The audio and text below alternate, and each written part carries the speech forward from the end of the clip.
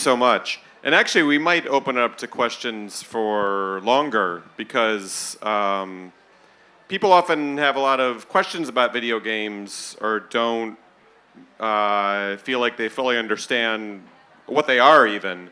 I think it's really fruitful to just answer some of the questions. So let's see, maybe about halfway through we'll open it to questions.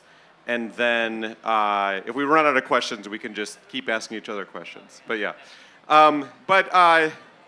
You know, just to give you a little context on our relationship, my relationship with Dhruv, you know, like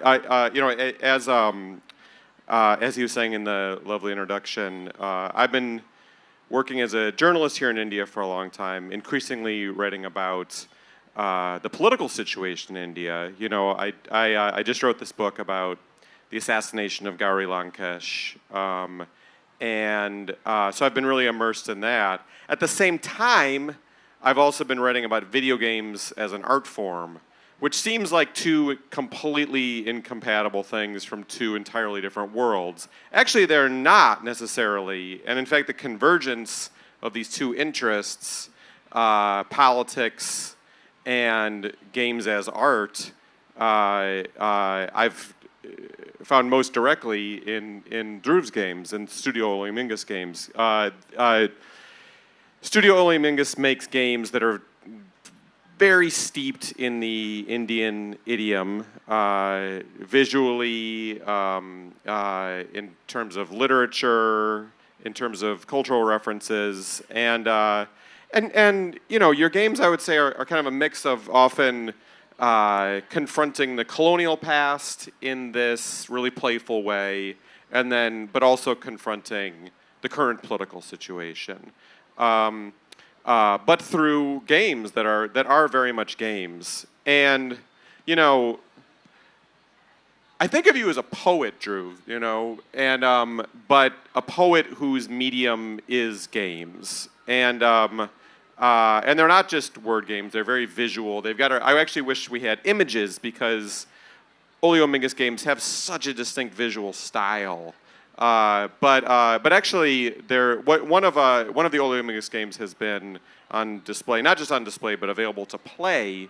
And I'm not sure how much longer that'll be open today on Sunday. Do you know the kind of? It's already closed. Oh, it's already closed. Okay, too bad. So you'll have to check it out on your own time. But there was one Rollo Romig game has been available to play throughout the week called Folds of a Separation. And it's a game that actually explores political prisoners in India and you know, the dislocation of those lives. And you know, I just want to, you know, before I pass it over to you, Dhruv, I just want to give an example of how I've seen the power of your games. You know, I'm married to actually a Malayalam writer named Shanaz Habib. She's from right here in Kochi, and she's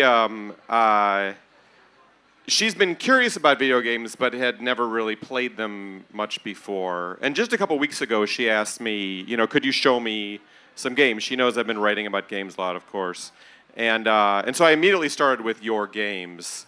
I thought it was the perfect introduction because I knew that she would respond to this very Indian idiom, and the game that I started with was the Indifferent Wonder of Edible Places, and that game. So maybe you can help me describe it. But that game is a game where you the player character are playing as someone who's just been hired as a municipal building eater, right? And so, you know, it's slightly absurdist, it's slightly surreal that you have this government job eating buildings, eating monuments. And what you're responding to, you've told me, is actually the destruction of the Babri Masjid. It's actually a game that, it's not explicitly about that. You wouldn't there's no images of the Babri Masjid in the game. But this is the context from which it emerges. And it's also very much about the bulldozing of you know, Muslim homes and businesses in North India in recent years. That is the subtext here. And but in the game, so you are the actual playing of the game is that you're tasked with eating these buildings and eating the right pieces. And but then it's kind of interspliced with verse that illuminates the context a bit. I want to actually just read a little bit of the verse. So my wife started playing this game, and you know she's really quite inexperienced at games, and within a few minutes she was crying playing this game, which is not, I think, the response that people think that they'll have to video games. Is that they'll leave you in tears sometimes, but having played a lot of them, I've found that it's no less usual in games than it is in any other art form. But anyway, let me just, to give you a flavor of it, let me read some of the lines from this game. Dear brother. So it's framed as like the rating in the game is framed as a letter to your brother, explaining this job that you've taken on, eating buildings.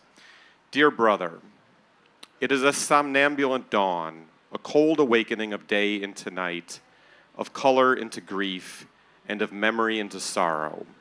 And I write to you, my brother, to beg for your forgiveness, for I have become a building eater today. I'll skip a little bit ahead. The town is no more. They ate the walls of the courthouse. They ate the fort atop the hill. They ate our mosque and our roadside shrines. They ate the hospital and the old bazaar, the copper domes of the lantern factory. They ate the monastery and the jail. They ate the secret chambers and all the nooks. They ate every corner, and we fled. And then as you continue playing the game, knowing the horror of what you're doing, you keep eating these buildings. And this was something that when my wife, Shanaz, was playing this game, she immediately said, oh, this is really about complicity. Because you're not just reading about someone doing the wrong thing. You are made to do the wrong thing in order to proceed with it, you know?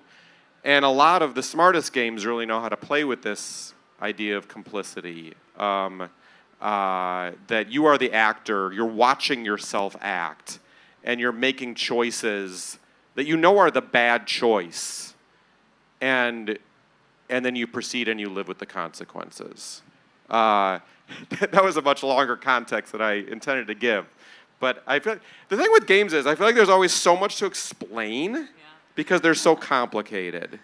Yeah. And so let's take it back to the beginning and try to define here, what even are we talking about when we say video games? What is a video game? What would you say, Dhruv? Yeah, I think... all right, let me try and make this broad connection from complicity to video games so that we can bring complicity back into the conversation in a little while. It's a very important, idea to play with.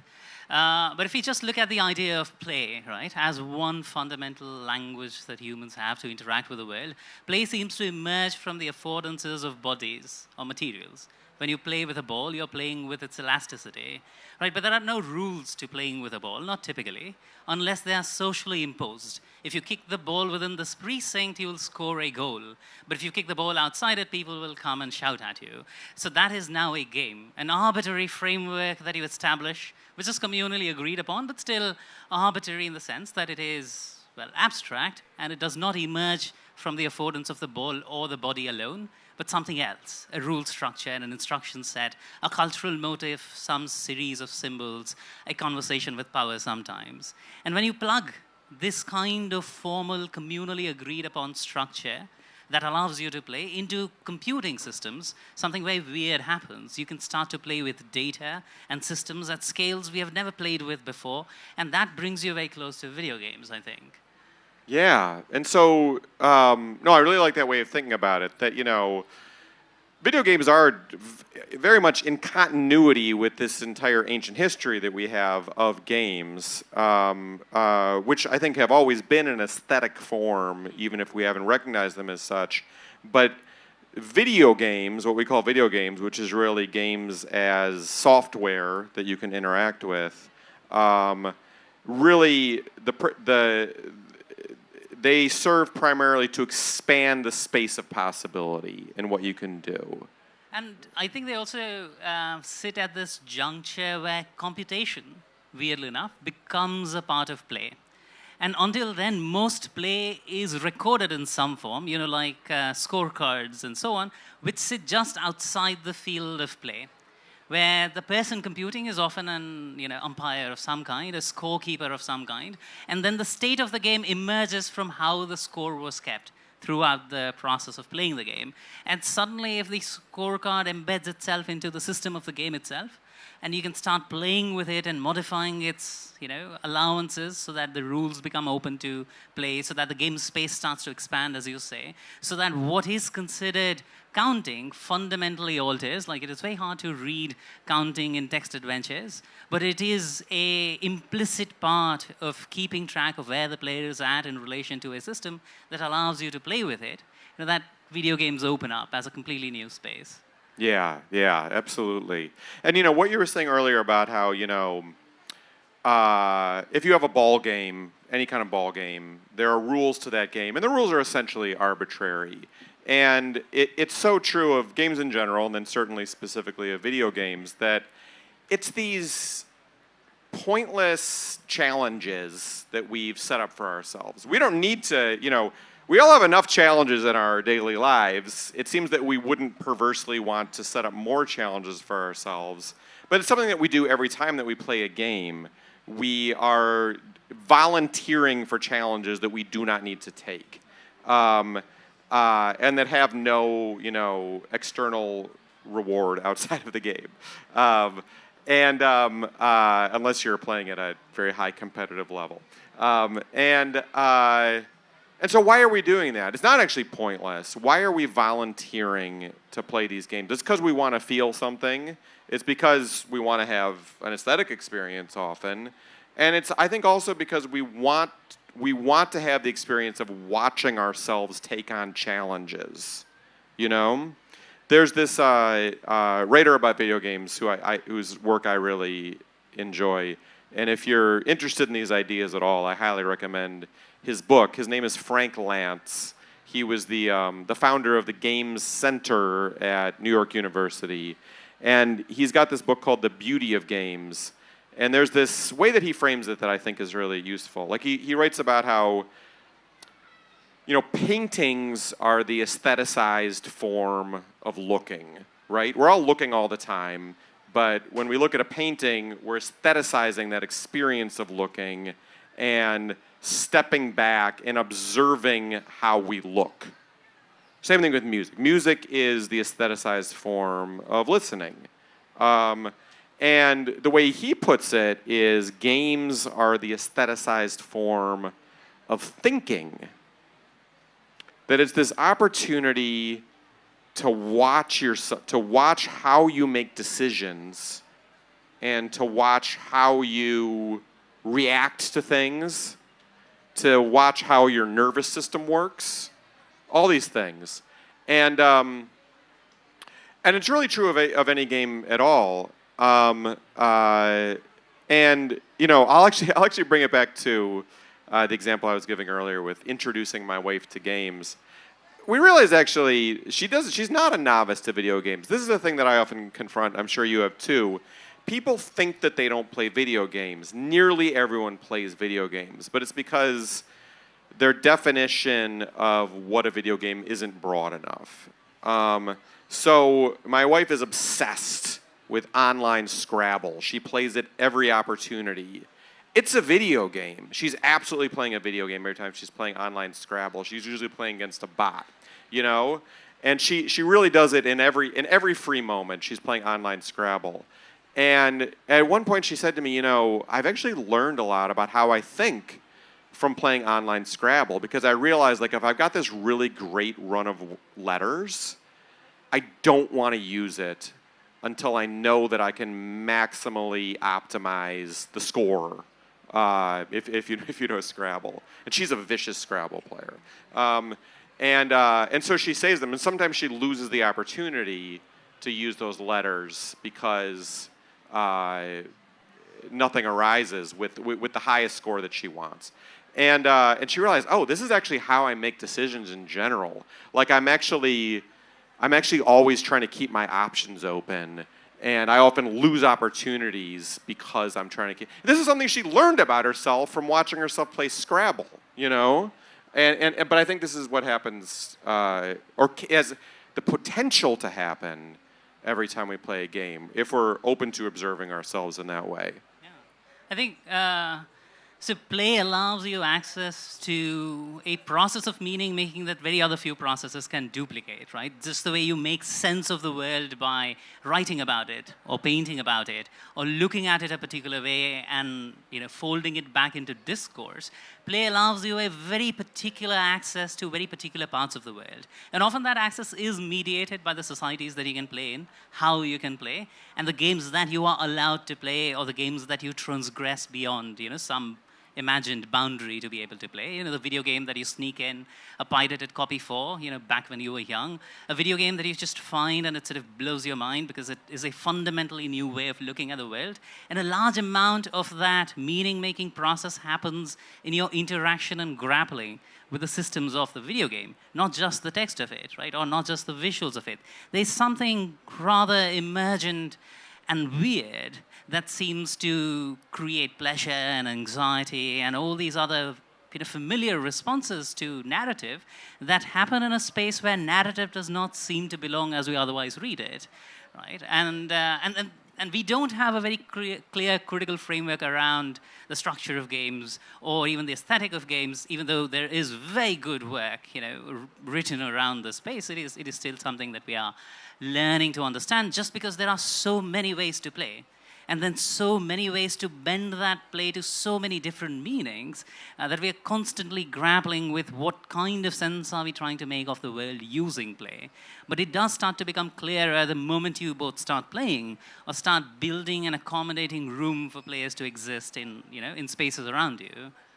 Yeah, and I totally agree with the point you're making about the text of a game versus the experience of actually playing the game, because so often, well, even I, in trying to sort of explain what your game Edible Places is about, I immediately went to the text because I can't show you what it feels like to play the game. All I can do is read some of the text, you know. But the most important ideas of a game are typically embedded in that unique experience of the mechanics of the game. But we don't, exactly like you're saying, we don't have the critical vocabulary for that yet. And so we so often think of game narratives, we look at them through the lens of movies often. Because games kind of often look like movies, right? They're actually not like movies at all. And so, you know, we look at a game narrative like, you know, a famous kind of big budget game like The Last of Us, you know, which was very successfully adapted into a TV series. In my mind, the fact that it was actually so easily adapted into a TV series suggests that it actually wasn't a very good game. It actually was a movie that you could play. And that a truly good game would be almost impossible to adapt. Yeah. Because its ideas are embedded in the playing of the game. Yeah, I would completely agree. You know, there's, in any such process of adaptation and cross-adaptation, there is going to be loss. And we see that across mediums, you know, regardless of whether you are adapting from a book to a film and back and forth. Each medium has its own constraints and its own languages. But we don't have a very long history of having made exactly the same kind of game, so that we can build up a regular language of what games are and see where that slippage lies. So we are very uncomfortable when these adaptations can actually translate portions of the game comfortably and then miss out other portions of the game that are only revealed to a player, that emerge from the weirdness and idiosyncrasies of the play, that emerge from your reading of the choices that you made within the game and your ability to navigate and negotiate the game's own tolerances, none of which exists in exactly 1:1 parallel in cinema, right? Because there is a different kind of mediator there. Most importantly, games typically happen in real time, and you make sense of what has just happened moments after it happens. Right? More often than not, you go into a game with a plan. This is what I'm going to do. Then you fail miserably, and then you do it again. And that idea of doing it again is so central to games that you're not even faced when you die in a game. You know, you just get resurrected, which is a rather horrifying thing to have happen, even in film. Right? If people are constantly getting resurrected, that would make for a very odd film. But that language that you develop in a game where you plan to do something and it doesn't actually play out that way is because the game is in real time, and it is only after playing it that you realize, oh, I didn't quite make that, decision right, and I'll just do it again. The medium that seems to come closest to some structural form is theater, particularly folk theater that has some sort of a Sutradhar-like formal element embedded within, which can control the rule set of the game, as it were, and introduce its thesis to you. But then everything happens in real time, and you have to retroactively build up the narrative in your head as you try and negotiate as it is being enacted on stage. Yeah, and I love that you mentioned that aspect of, that central aspect of trying and failing. Games are so often thought of as the medium of fun, and of course they can be a lot of fun. But I really think of them as the medium of failure.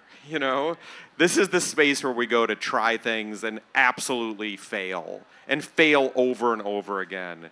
And it's the medium of frustration, and to watch yourself as you fail, and to watch yourself as you get frustrated, and to watch yourself incrementally improve, and to incrementally figure things out, and to figure out an alien space, bit by bit, piece by piece, word by word. And then there are these fleeting moments of success and pleasure that are immediately succeeded by more failure. That's typically been my experience of games. And you want to keep coming back to it. You're going to it not because you think you're going to have fun all the time, but because you actually want to pursue that experience of failure and frustration, because you actually know that it's rewarding somehow. Yeah.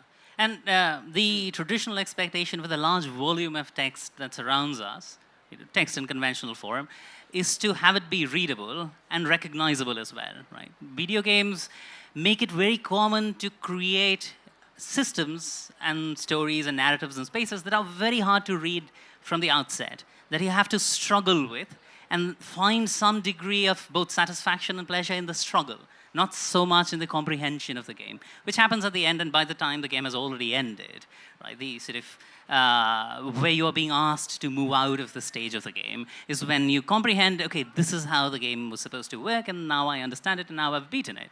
And there's some pleasure to going back to games and renegotiating its idiosyncrasies, but largely it takes a component of text that I find text often struggles with unless it is encoded or cryptic in very deliberate ways, and it makes it the central thesis of play, the act of inserting labor to arrive at a point of meaning, where the text is deliberately opaque and deliberately difficult to negotiate so that you have to piece it together, and only then does it become meaningful, and then it becomes meaningful to your attempt and your labor that is input into the text. Yeah, and so in that sense, games, they're really the medium of systems, because games themselves are systems.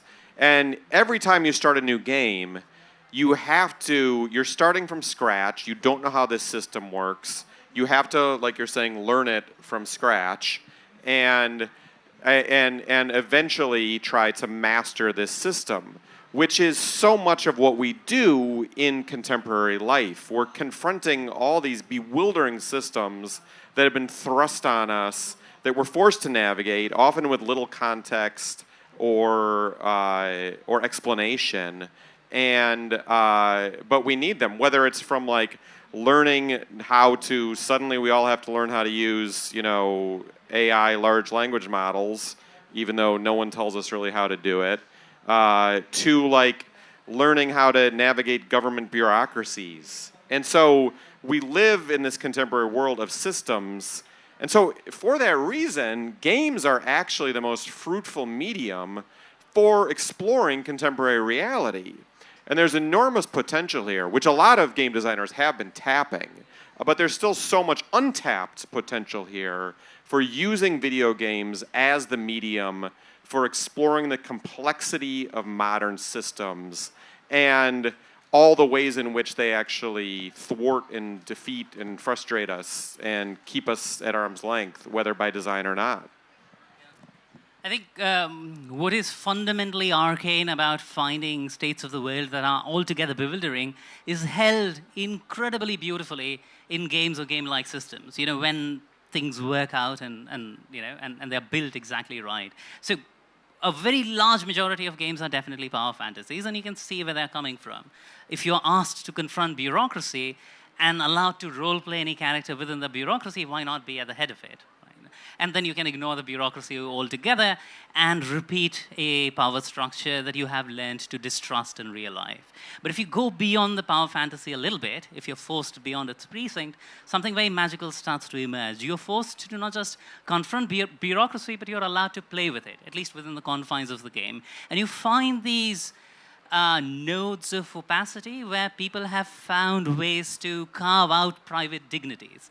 Even in the face of grand surveillance projects, even in the face of great violence, even in the face of decades-long erasure. And you find not just a dignity, but a grace in that process that you can revisit, at least to some degree, or re-simulate inside a video game, right? And there is a great deal of joy in finding yourself repeating that process of carving out one of your own, which is a very clever subversion of the system that you found yourself in, and thereby arriving at a potential win state in the game, as it were. Yeah, and I'll give you, in talking about, the ways that games can explore bureaucracy, I'll give you a specific example here. There's this amazing, very influential game that came out about 10 years ago called Papers, Please. Has anyone ever played this game, Papers, Please? All right, we got one person. Yeah, by Lucas Pope. And it's this game where you play as an immigration officer at the border of a fictional country. And so you have to process the whole game, the entire playing of the game is in processing passports and visas of people who want to pass through the border. And as the game progresses, there are all these increasingly elaborate and rules around who you're allowed to let in. And if you let too many of the wrong people in, you're penalized, your pay is docked, and your own family suffers. and it reaches this point where it's actually impossible to get everything right. And so there's this enormous tension there. And so on one hand, it's very literally about the process of borders and immigrations and how tense that experience is. And it's very much about bureaucracy, but it's also this ethical simulator, where there are people constantly coming to your booth who desperately need to get in the country, but whose papers are not in order, and you have to decide, am I going to make this person suffer, or am I going to suffer by letting them in?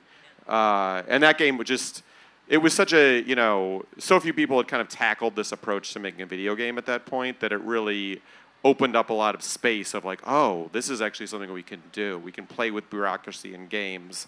And a lot of people have done it since in really clever ways.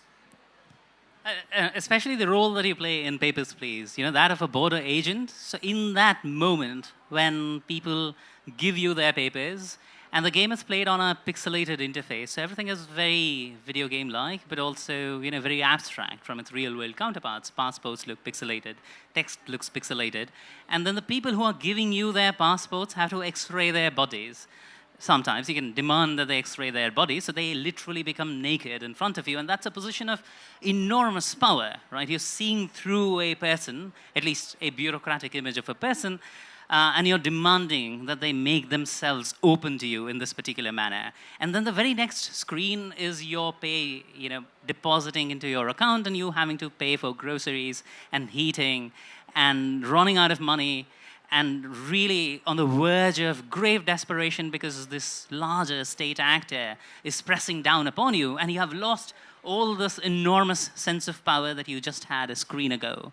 And somewhere negotiating between the two is a very peculiar sort of role to try and highlight, because this is exactly the role that most of us will find ourselves in, where we will capitalize on a little bit of privilege when we possibly can, and we'll be subject to other people's authority all the time. And then we'll try and wend our way through life as best as we can. And that is also what you're trying to do in the game. And that there is some kind of resistance that you can mount or attempt to within that system. That possibility keeps you playing and coming back to the game over and over again. And I think that is such a brilliant space to explore. Absolutely. Let's open it up to some questions, if there are any, or we can just keep if we run out of questions. Yeah, we've got one back here. Please raise your hand.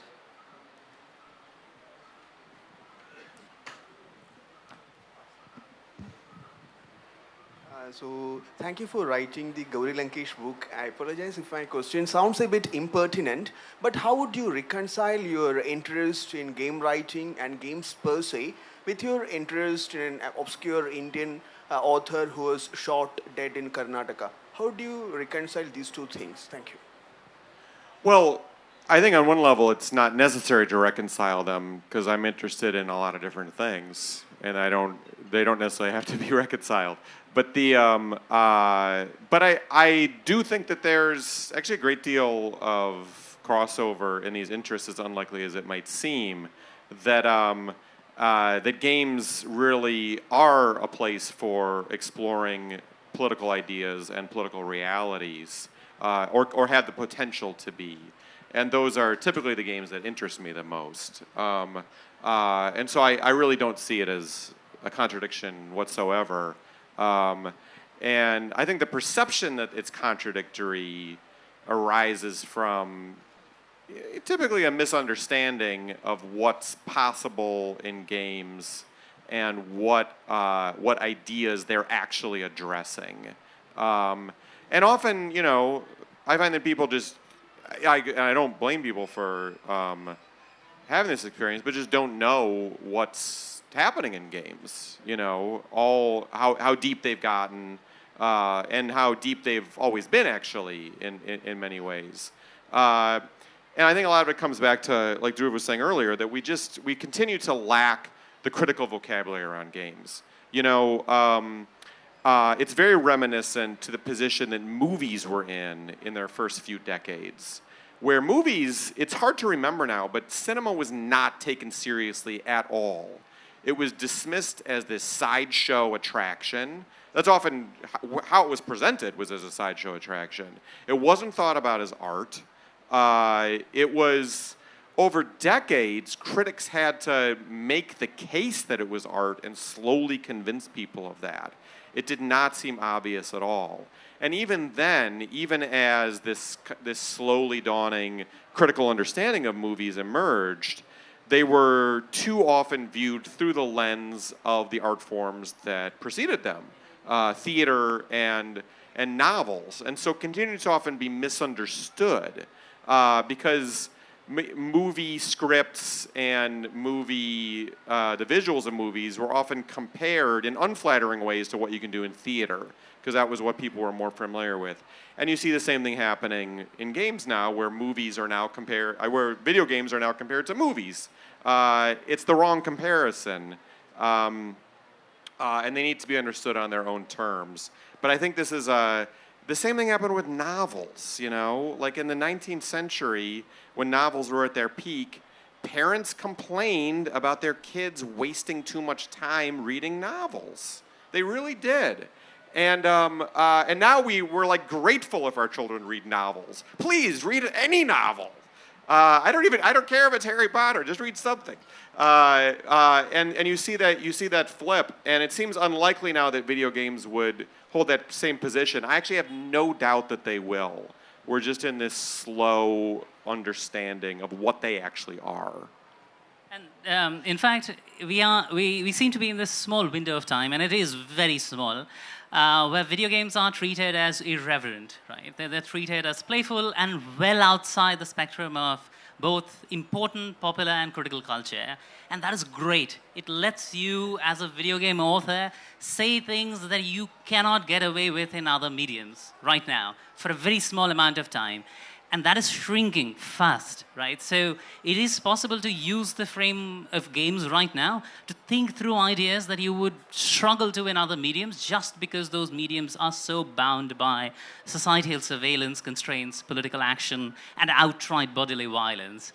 But of course, I'm pretty sure that'll disappear once we have a way to not just critique games and fold them into popular culture, but then figure out a way to, well, regulate them in dense ways.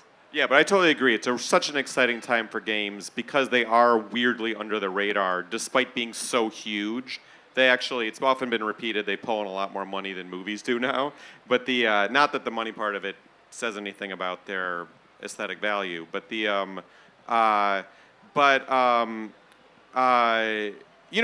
I think by comparison, like having played a lot of video games, I'll go back to movies. I still love movies, but I think movies are kind of boring because the grammar of movies has become so firmly established that you don't really stray from it. You know exactly what a movie is.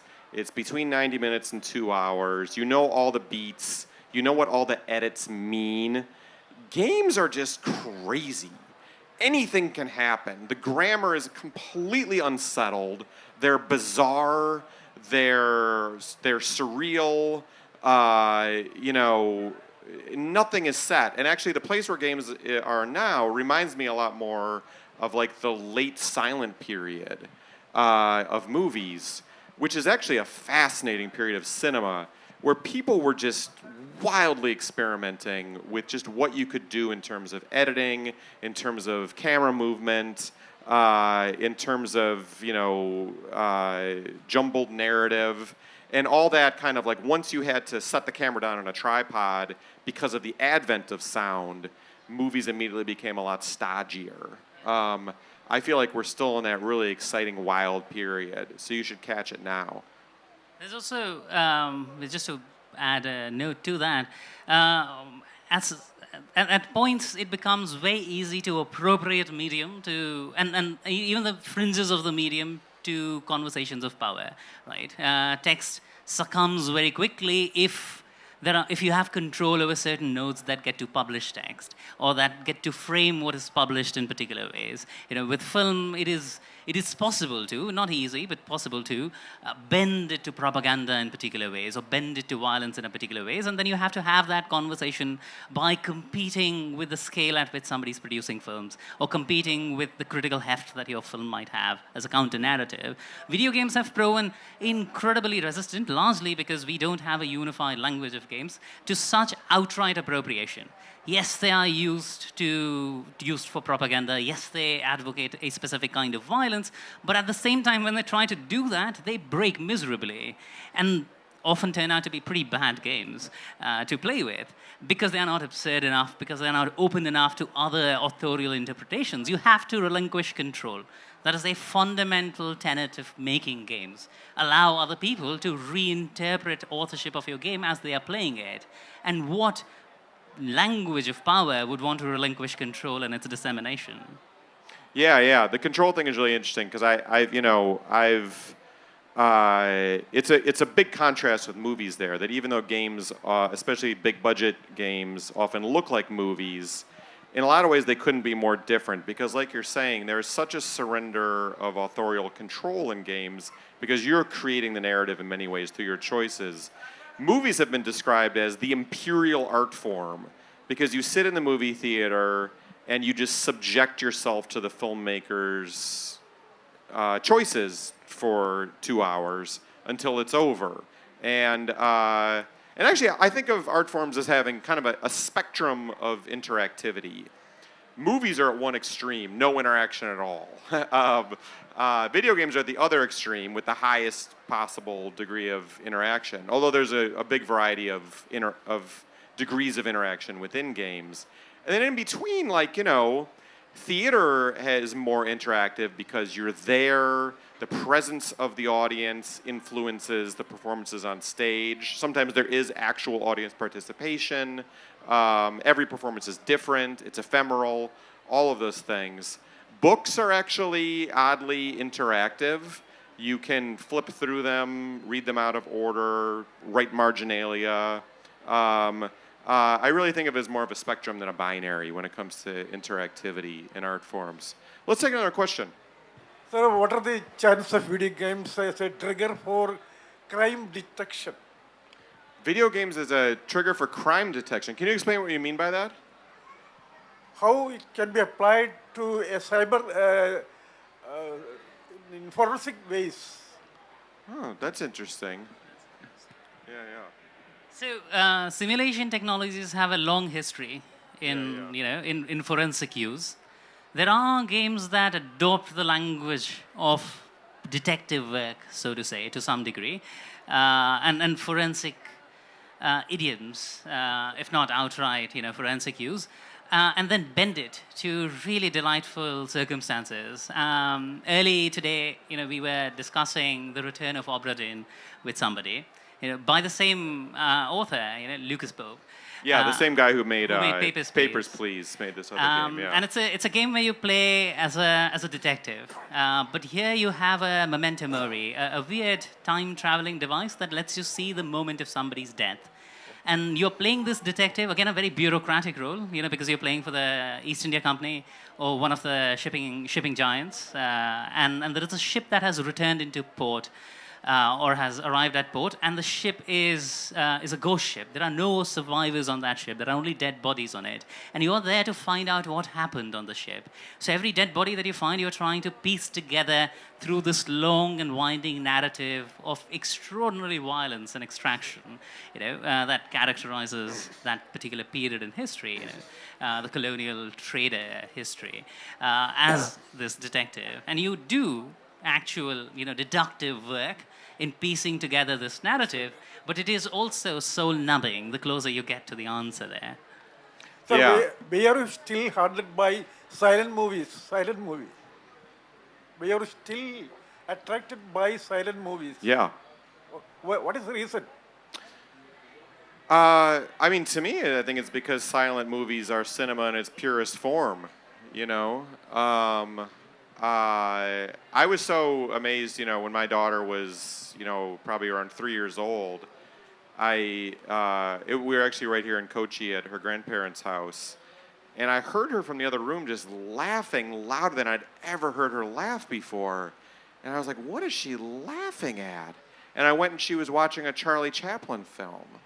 And it was just so delightful to me that, 100 years later, that this film was just as funny, and it was a hilarious film, and that it was just as funny as it was at the time it was made. I absolutely think we lost something with the advent of sound.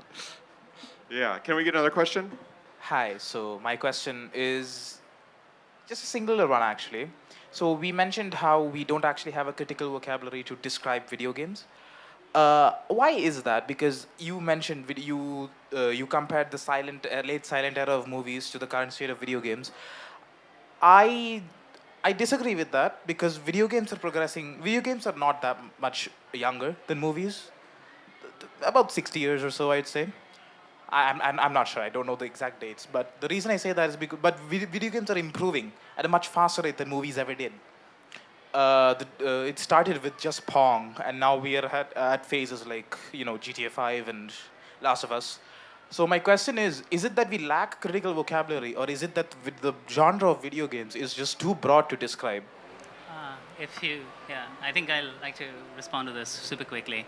So I think there is and this is, you're right, this is the popular history of video games as it is understood, largely because we lack a critical vocabulary. But it is woefully incorrect. One, video games are an incredibly young medium. So the kind of games that we're talking about, the transition from Pong to modern day realistic-looking games, is not linear, not by a long shot. That linear transition starts in 1991 with id Software's Wolfenstein, where you have the technology for the first time to make three-dimensional games, and you have a whole industry now chasing visual realism at the exclusion of everything else. Right? Games have become incredibly sophisticated, I agree, in one tiny domain. In fact, such a tiny domain to the exclusion of everything else that we have lost huge swathes of game history altogether. Take a game like A Mind Forever Voyaging, right? And if you map out the narrative possibility space of a text adventure from 1983, 86 by Steve Metzke, it is massive compared to any large modern game that about 70,000 people will work on for 4 years at a cost of $120 million, right? And they won't be able to put together a script that is a fraction of the length and complexity of a simulation that is trying to look at the consequence of Reagan-era economics through the lens of a video game written back in 1983 or 86. I just want to add a small tale here, which I think deserves to be shared. Back in 1850s, there were these mammoth caves, in Kentucky that were beginning to be mapped, and a budding geologist called Stephen Bishop, who was also enslaved at that time, was trying to barter his freedom by mapping these caves out. Right? So he was trying to win his freedom by drawing maps of these gigantic caves. His maps eventually inspired a pair of physicists and computer scientists in the late 90s, 1970s, to retrace Stephen's path through the Mammoth Cave network. And a lot of their wanderings, because Stephen's own excursions were so complicated, a lot of their wanderings were plotted inside a computer in text form. And this is before the internet. Eventually, they put all of that compilation, by Will Crowther and Patricia Crowther, onto the ARPANET, the precursor to the internet, so that people could wander around the caves just as Stephen once did about 150 years ago. And that gave you the very first text adventure game that ever existed. This is contemporaneous with Pong. The game was called Advent because they ran out of word space to write adventure. Right? And it eventually became Cave Story, eventually became Zork, it eventually became the cornerstone of the technology that undergirds every modern video game today, as long as it is trying to tell a particular kind of story. Interactive fiction, branching, literature, electronic writing, all of it comes from that tradition. And that tradition does not get talked about enough. And that is 30 years ago, or 40 years ago.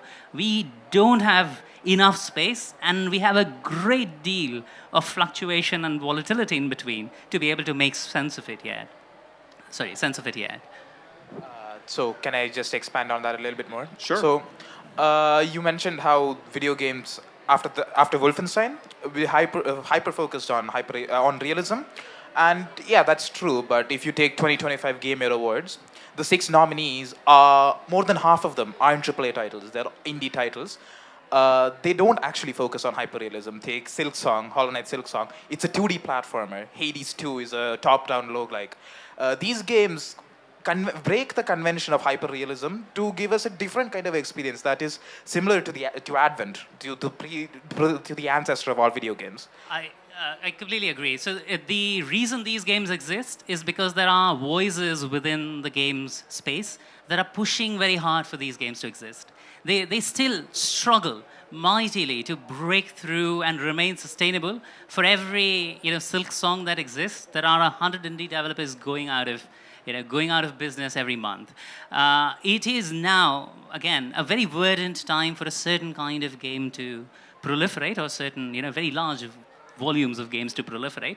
But there is still a great deal of pressure against, say, queer voices in games. There's still a great deal of pressure against moving an inch away from the conventional shooter or the imperial framework that conventional shooters work with. It is brilliant that games like Clair Obscur exist. It is brilliant that games like Silksong exist.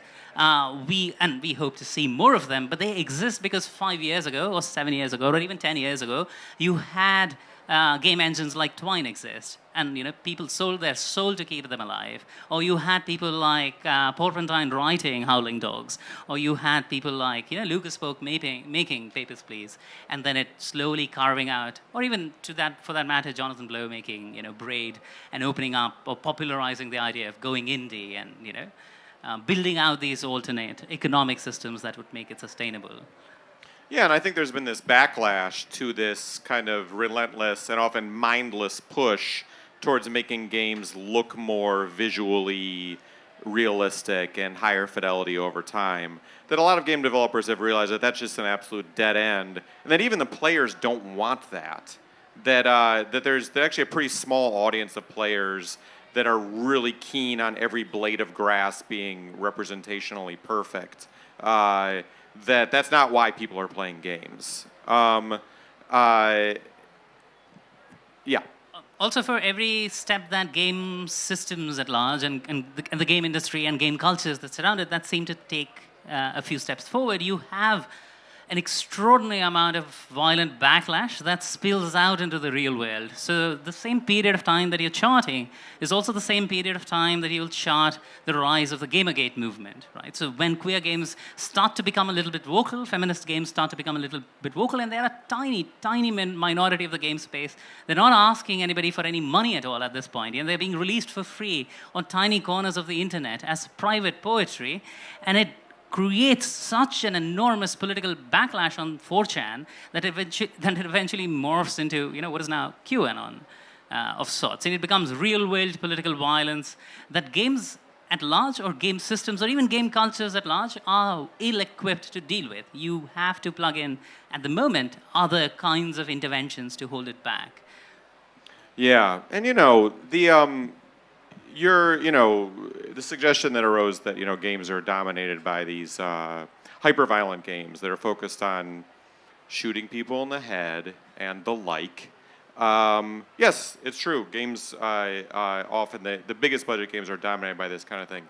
It's no different from movies, though, and so it doesn't discourage me in my interest in games as art. I don't watch Marvel movies. No judgment on people who enjoy them, but I'm just not interested in that. I don't watch big action movies. It doesn't diminish my interest in film, the fact that these things are dominant and that these things attract the most money. But I'd also say that sometimes the most violent games are misunderstood for what they mean and are taken too literally.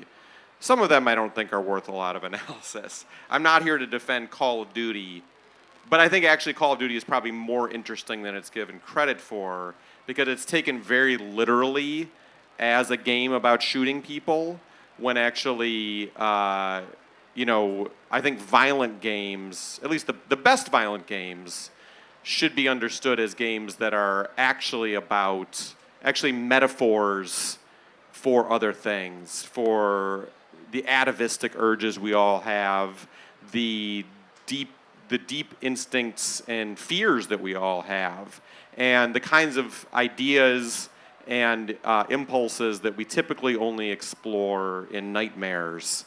Often violent games give us a space to explore those ideas in our waking hours. Another question? Or are we out of time? We're actually out of time, but since it's the last session, I guess we could take. Okay, great. How are you going to look at artificial intelligence and large language models and the way they are going to open up the gaming ecosystem, especially the way different languages become a Babel sort of thing?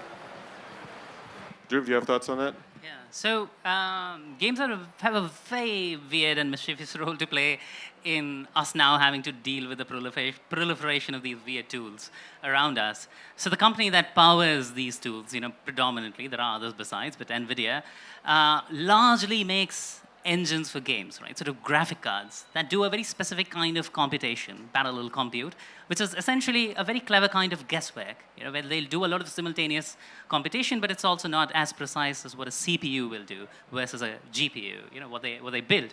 And they were building these GPUs because they were building them largely to run games on, and largely to run game graphics on, so that the games could pretend to look more real than you could get them to look on a standard game engine or a computer. Now they've taken that technology of making very clever guesses and doing parallel computation, and they've turned it into all kinds of ways of reading the world and predicting things about it from these enormous trunks of data that we are left with.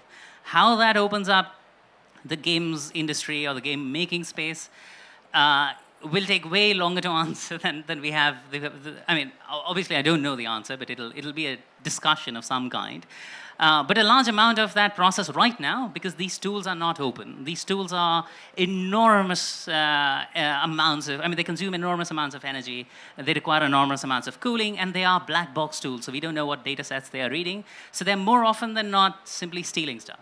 They're getting away with stealing, repurposing, reprogramming stuff, and then packaging it really, really well to us as something that is both culturally median and largely palatable. So you'll inevitably see a great profusion of pretty average game clones coming out of everywhere, just as you have started to see app clones, coming out of everywhere because people can vibe code them into existence. It'll take some time for us to both regulate the space or for the space to run out of steam on its own in some form or the other. And then we might start to use large language models to really tap into big data sets and bend them to our will. It is definitely a fundamentally new way of searching through large data from PageRank algorithms that we had until now. But we don't yet know what to do with it outside of specific medical research clusters and simulation clusters and so on. I'll leave it at that. And I'll just say as a final note that if this conversation has made you curious at all about seeing what's possible in games as an art form and as a space for politics, there's no better place to start, I think, than the games of Studio Liamingas. So I highly recommend that you check out their games. They have the two great advantages of being free and short. So you can get these kind of bite-sized samples of this vast possibility of games. And I think that a lot of people here would find them enormously rewarding to play. And thank you so much for this great discussion. Yeah, thank you.